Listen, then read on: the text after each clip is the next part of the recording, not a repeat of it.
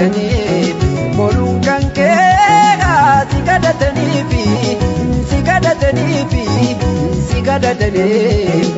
argisha kuutiya yeroo jirre kanaan abdii dhume kanaan kamtu kam kadhata dagatamtee tafta.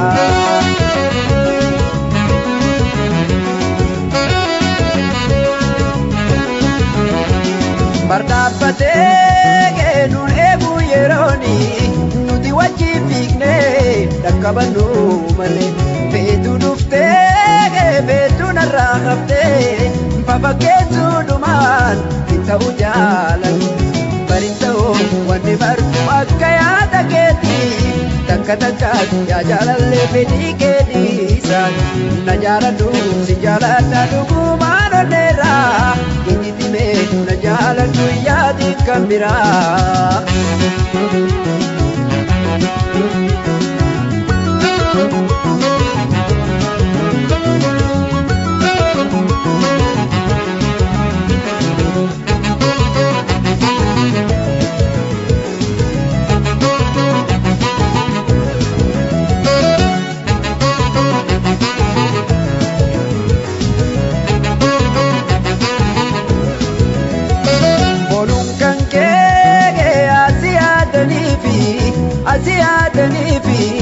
Asiyatanii baduun kan keegaa si kadhatanii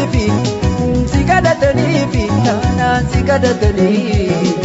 argisha kuutiya yeroo jirre kanaan abdii dhume kanaan kamtu kam kadhata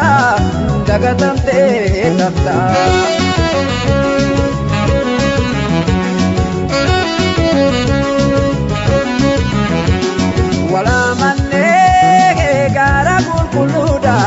Jaalala dhugaatii walitti dhiyaatu gammachiisee jaalala gabbisee sona itti godhee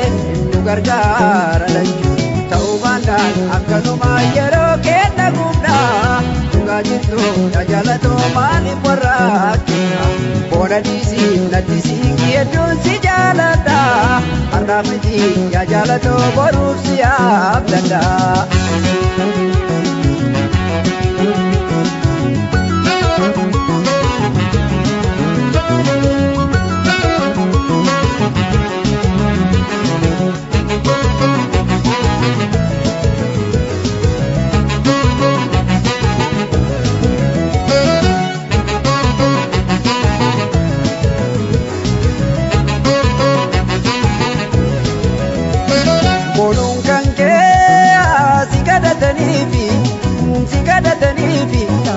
Si kadhatanii baduun kan keegaa asiyatanii argisha kuutala yeroo jirre kanaan abdii dhume kanaan kamtu kam kadhata dagatamtee tafta.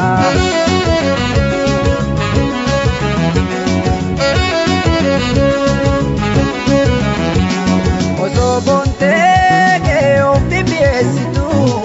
akka yeroo taree sitti golgoloofne natti siqii nandiitiin kallootoo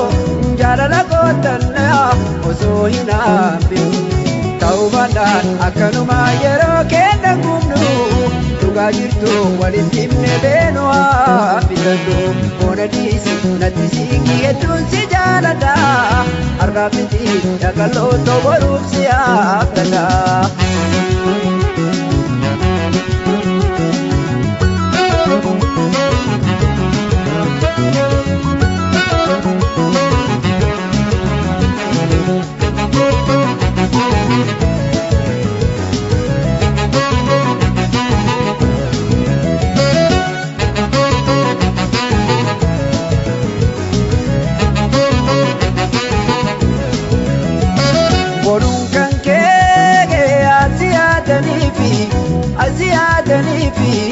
Asiyatanii baduun kan keegaa si kadhatanii fi si kadhatanii dhaloon tala yeroo jirre kanaan atti dhume kanaan kamtu kam kadhata dagatamtee tafta.